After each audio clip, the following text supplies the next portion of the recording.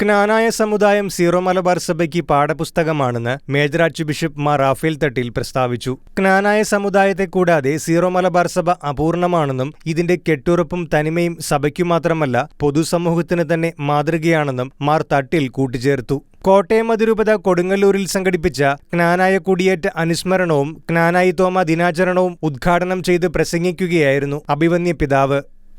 ക്നാനായ സമുദായത്തെ കൂടാതെ സീറോ മലബാർ സഭ പൂർണ്ണമല്ലെന്നുള്ള തിരിച്ചറിവ് ഞങ്ങൾക്ക് എല്ലാവർക്കും ഉണ്ട്. സീറോ മലബാർ സഭയിലെ പുളിമാവാണ് ക്നാനായ സമുദായം.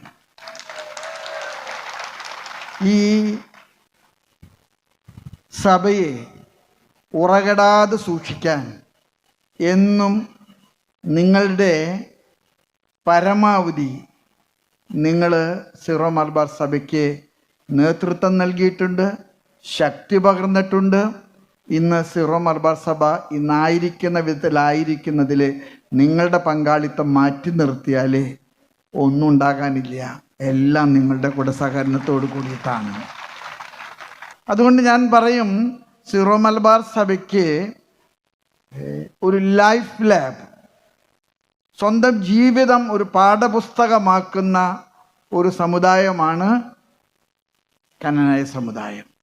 ഒരുപാട് ആദരവോടുകൂടെ നിങ്ങളുടെ പൂർവ്വപിതാക്കന്മാരുടെ ഓർമ്മകൾ കൊണ്ടാടുന്ന ഈ വേളയിലെ സീറോ മലബാർ സഭ എന്നും നിങ്ങളുടെ കൂടെയുണ്ട്.